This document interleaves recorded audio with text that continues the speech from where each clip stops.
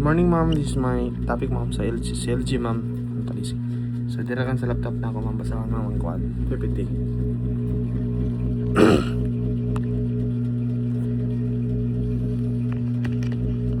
So, there is a what need not be proved. Legitimate matters that must be admitted without need for evidence.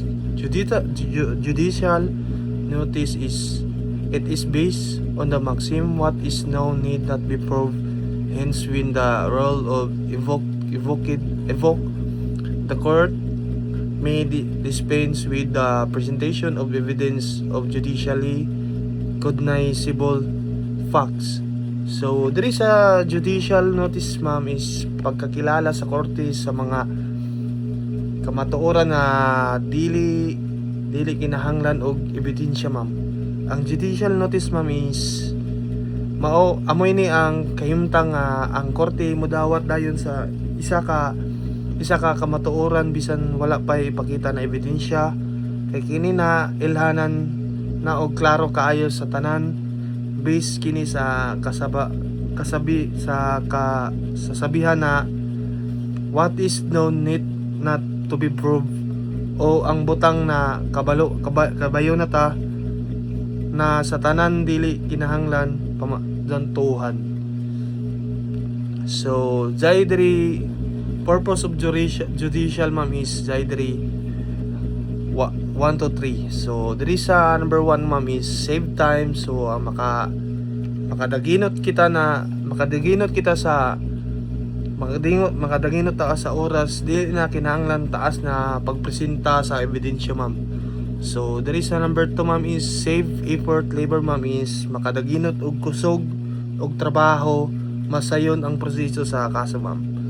So there is number 3, ma'am, is save expenses in securing the introducing evidence, ma'am, is amoy ni ang makadaginot og gasto dili kinahanglan mo gasto na pa para mangita og evidence, ma'am. So there is a judicial notice when mandatory, ma'am, is a court shall take judicial notice without the introducing of the evidence of the number 1, existence and territorial extent of states, ma'am. So amin ang paglungtad og teritoryo sa mga nasod, ma'am. Their political history, forms of government and symbol of nationality. So kasaysayan sa og porma sa gobyerno, ma'am. So zaidri sa number 3, ma'am, is the law of nation, ma'am. So ang mga balaod sa nasod, ma'am. So zaidri pa the Admiralty and Maritime Court of the Word of their seals. So mga opisyal na nilihok sa gobyerno para sa Pilipinas, ma'am. So there is a political constitution, ma'am, and history of the Philippines, ma'am, is mga balaod sa kinaiya, ma'am. Sakto ba ini?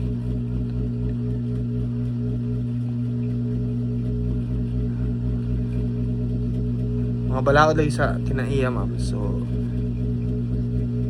there is the official act of the legislative, executive, and judicial, diba, sa 3 branches of the government, ma'am, is mga balaod sa kinaiya, ma'am. Mga official nga lihok sa gobyerno sa Pilipinas. So there is the law of nature, ma'am, is mga balaod sa mga sukod sa oras, ma'am. So there is a measure of time, amo ni ang sukod sa oras. So there is the last, ma'am, is the geographical division, ma'am, mga geographical division o pagkabahin sa lugar, ma'am. So sa sunod, ma'am, na topic, ma'am, is judicial notice when discretionary a court may take judicial notice matter which are of the following. So there is my ABC. So there is a judicial notice of where this, ma'am, is ang korte pwede pero dili obligado nga modawat sa uban kamatuoran kung number 1, public knowledge kabaluan sa kadagan kahibayo sa kadaghan. So there is number 2, capable unquestionable demonstration ma'am. Diri sa mas capable nga ma'am is sayon og klaro na pamatuoran ma'am. Pamatud-an ba. So there is a number C, ought to be known to judge because of their judicial functioning. Section 2 Rule 929. So diri angay may balaan ang hukom tungod sa iyang trabaho ma'am. So diri sa A ma'am is ang public knowledge is fact of the general notoriety. Sa A, the matter ay sa kwan I mean is kini nga impormasyon sa A. The matter must be a common and general knowledge. So common og nailhan sa daga na tao ma'am.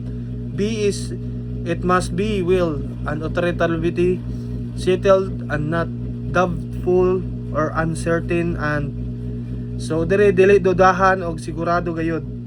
So sa C, it must be known to be within the limits of the jurisdiction of the court. The principal guide in determine what facts only may be assumed to be judicially known is that notoriety. Lapit V2 general one.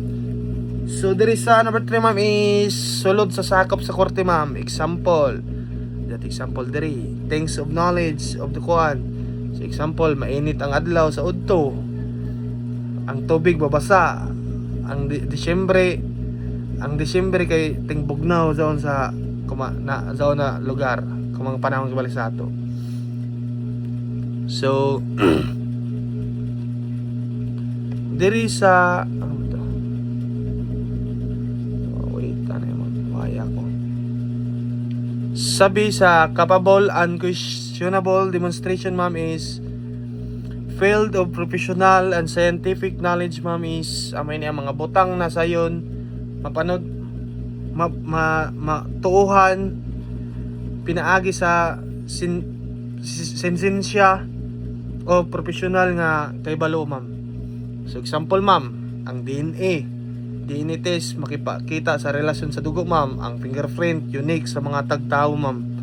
So there is a C ma'am is C, ought to be known to judge because of their judicial function ma'am. The fact which are uncertainable from the record of the court proceeding as to win to court notice were received by a party. So diri ma'am is mga butang nga dapat may balaan sa hukom tungod sa iyang trabaho og record sa korte ma'am. Example, pitsa sa hearing, mga dokumento na sa record sa korte o kanus nadawat ang notice sa usa ka party ma'am. So there is a judicial notice and judicial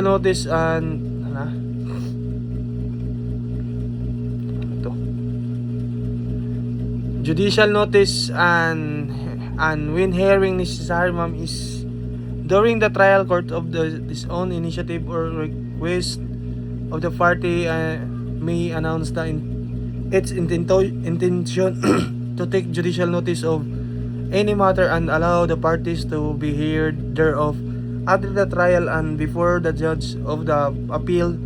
The proper court on its own initiative or on request of a party may take judicial notice of any matter and allow the parties to be heard thereon if such matter is decisive of material issue in the case. Section 3 Lon 1. So there is a judicial when hearing necessary kung gusto sa korte nga gamit kung gusto sa korte magamit ang judicial notice, kinahanglan usahay natagan og higayon ang mga partido nga mapahayag o makasultis bahin sa niini ma'am. So sa panahon sa trial ma'am is ang korte mismo o ang usa ka partido pwede mo hangyo nga judicial notice ang usa ka butang ma'am. Pagkauman sa trial ma'am o before the judgment ma'am is pwede gyapon kini buhaton o importante kaayo sa kaso ma'am. So example ma'am, kung ang korte mo ingon nga common knowledge nga adunay bagyo sa maong pitsa, pwede ang mga partido mo pahayag kung muuyon ba sila o dili ma'am. So there is a next ma'am is admission Any statement of the fact by the party facts by a party against this interest of unfavorable to the conclusion for which he contains or inconsistent with the fact alleged by him, and it is a statement of fact which does not involve a knowledge of guilt liability. So sa admission ma'am is ang admission mao ang pagsulti sa pag-angkon sa usa ka kamatuoran nga nahimong batok sa iyang kaugalingon na interest o depensa ma'am. So there is a convention ma'am is the declaration of accused expressing and acknowledging his guilt of offense 1. So there is a confession ma'am is mao ang klarong pag-angkon sa isa ka crime, akusado man o nga siya gayud ang nag buhat sa krimen ma'am. So example ma'am, mula ako gayud ang nangawat or ako gayud ang nagpatay. Mas bugat ni kaysa admission kay direkta nga pag-angkon sa sala ma'am. So there is a judicial notice, judicial admission ma'am. Ang admission is verbal of written made by a party in the course of the proceeding in the same case does not require proof. An admission may be contractive only by showing that it was made through palpable mistake or that the imputed admission was not in fact made in section 4 rule 129 2009 amendments. So there is a judicial admission ma'am is kini nga admission ang gihimo sa sulod mismo sa kaso of proceedings sa korte ma'am. So sa dere elements ay kwan pwede nato kandre pwede verbal or written, tas pwede dili kinahanglan pa og lain proof kay lisod sa usbon gawas kung ipakita nga sayop o wala gayud mahimo. So example, kung ang akusado mismo ang akusado ko sa korte ang miingon na oo ako ang tag-iya sa sakyanan, dili na kailangan pamaturan ma'am. So there is a elements of judicial admission ma'am is they tuyokip kabuok ma'am. The same must be made by a party to the case. So ang gihimo sa usa ka partido sa kaso. The admission to be judicial must be made in the course of the proceeding in the same case. So gihimo sulod sa proceeding sa maong kaso ma'am. So does not require particular form for admission. So dili kinahanglan special lang nga porma ma'am.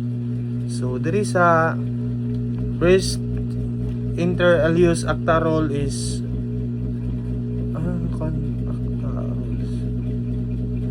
things done between stranger out to not injure to those who are not parties to them. So saya to diri kuan. So ang gihimo sa lain nga tao dili dapat makadaot sa tao nga malambigit ma'am. Pasabot or example ma'am is kung si Juan buhatog sala, dili pwede kanan automatikong madaot si Pedro nga walay labot ma'am.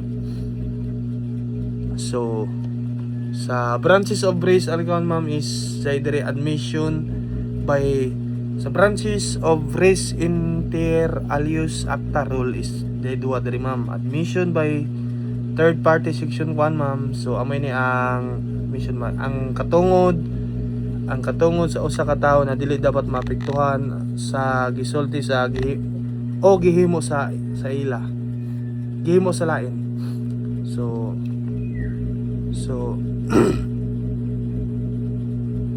admission by co-part. So mo-proceed ako ma'am diri ma'am sa admission by co-party ma'am is di na siguro nakapasahon ma'am. So there is admission by court party ma'am is amoy ni ang admission by kung ang party o agent adunay authority sa ang iyang gisulti, pwede gamiton batok sa iyang kauban ma'am. So example, manager sa tindahan ma'am miangkon nga adunay utang ang negosyo, pwede kini gamiton batok sa kumpanya ma'am. So sa B ma'am is admission by conspirator is amoy ni ang admission conspirator is kung adunay comparison ang gisulti o gihimo sa usa ka conspirator pwede gamiton batok sa uban ma'am. Example, duha ka tawo nagplano og kawat, ang giingon sa usa ka kauban pwede mahimong ebidensya batok sa iyang kauban ma'am. So sa C ma'am is admission by previous ma'am is amoy ni ang kini ang katong tawo nga nakadawat og katungod sa property na mga lupa ma'am nagikan sa lain ma'am. Example, ang anak nakapanuod sa yuta sa amahan, ang records or declaration sa amahan bahin sa yuta pwede gamitong batok sa anak ma'am. So diri na sa similar act at as evidence.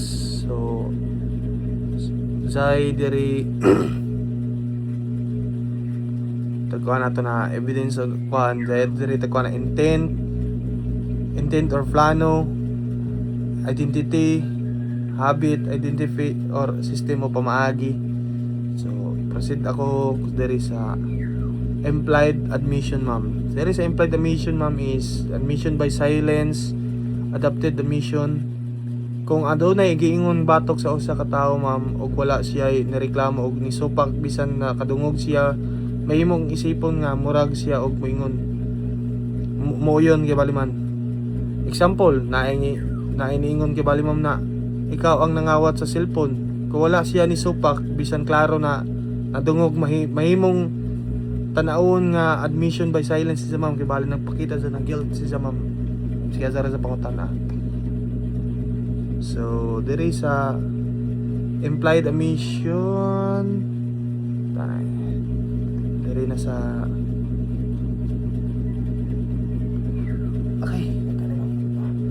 offer of commission. Tolong.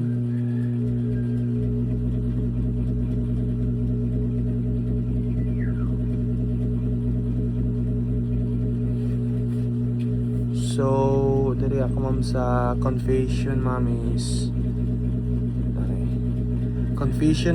amoy ni ang confession mao ang klaro nga og diretso nga pag-angkon sa akusado ma'am nga siya nagbuhat sa krimen ma'am.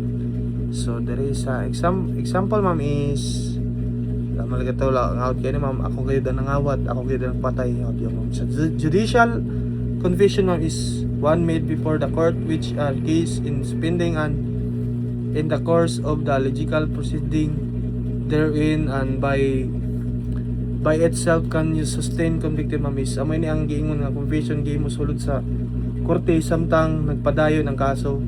Dede gihimo atubangan sa hukom pwede na makasuporta sa convicted. Example ma'am sa hearing di angko ng akusado nga siya ang nakapatay ma'am. So sa extrajudicial ma'am is amoy ni confession ma'am is kini nga confession gihimo gawas sa korte sama sa police station ma'am. Dili kita ingon nga basihan sa conviction kung walay lain ebidensya nga mosuportahan niini ma'am. Diri sa corpus delicti ma'am pasabot kinahanglan makapakita nga number 1 adunay krimen nga natabo, 2 tinuod nga adunay nabuhat nga sala. So example, kung adunay confession sa murder ma'am kinahanglan na apod ebidensya nga adunay tawo nga gipatay ma'am. So there is requirements sa extrajudicial confession ma'am is amoy niya aron mahimong valid ma'am is mayato tuyo ka buok, kinahanglan written, 2 permahan sa akusado ma'am, 3 dapat na ang iyang abogado ma'am. So example, authorized person, ginikanan, igsuon, asawa, bana or mayor or pare or maestro. So interlocking confession ma'am is kini nga itabo kung daghan akusado sa conspiracy ang nahatag og confession nga napakaparehas og detalye kini nga magpalig-on ini sa ilang confession kay na tinabagay sa ilang sulat ma'am. Example, tulo ka akusado lahi-lahi ang giimbestigahan pero parehas silang pagsaysay sa plano sa krimen ma'am. So there is a 3 general forms of evidence ma'am is one is object evidence ma'am. Kini na ebidensya makita o mabati sa since sa korte ma'am, apil niini ang makita visual, madungog, auditory, mahikap, tactile, malasahan, gustatory, masimot, olfactory. Example, fossil, konsilyo, fingerprints, drug, CCTV footage ma'am. So there is a requisites sites pagdawat sa object of evidence ma'am is side diri relevant, competent and authenticated ma'am. So sa relevant ma'am is adunay connection sa kaso ma'am. Sa competent ma'am is legal og pwede gamiton. Sa authenticated is naay testigo nga makailan niini ma'am. So sa number 4 ma'am is formally offered ma'am is official nga gipresentar sa korte ma'am. Example, ang pusil na gigamit sa krimen kinahanglan mailhan sa testigo o gipakita sa korte ma'am. So there is a authenticated of object ma'am is ang testigo kinahanglan number 1 makaila gayud sa object, 2 adunay personal nga kahibalanan bahin na ini ma'am. So example ma'am, ang police officer nga nakakuha sa pusil maoy mos testigo nga mao gayud kini ang pusil na gigamit sa crime scene ma'am. So diri sa categories of object ma'am evidence is sa ato A, unique object, mga butang nga dali ra mailan tungod sa espesyal na marka. Example, revolver nga dunay serial number sa pusil, or cellphone nga MIEE ang number ma'am. So diri sa B ma'am is object made unique ma'am is ordinaryong butang pero gibutangan og marka aron mailhan ma'am. Example, kitchen knife ma'am nga gibutangan og marka og label sa ebidensya ma'am, investigador ma'am. So sa C ma'am is non-unique object ma'am, mga butang nga walay klaro marka og lisod mailan ma'am. Mao jon gunpowder, dugo, fingerprint or buhok ma'am, fever. So chain of custody ma'am is kini mao ang sunod-sunod nga record kung kinsa ang nagkupot sa ebidensya gikan sa pagkakuha hangtod sa korte aron masiguro nga wala kini mausab. Example ma'am, ang droga gikan sa crime scene padulong sa laboratory ug dayon sa korte kinahanglan kumpleto ang records kung kinsa ang nagkupot niini ma'am. So there is number 2 ma'am, documentary evidence ma'am. So kini mao ang mga isulat sa records nga gipasa sa korte ma'am, ay gilista aron makuha sa ebidensya ma'am. Sulat, kontrata, resibo, recordings, litrato, video o extra film ma'am. So there is public documents ma'am. Example ma'am, birth certificate, marriage certificate, court records, notarized documents and mga kasabutan sa nasud ma'am. Private documents ma'am is may example ma'am, mga personal letter, handwriting agreement, private receipt or diary ma'am. So amurato na ako topic ma'am sa CLG ma'am. Thank you ma'am and God bless ma'am. Have a nice day ma'am.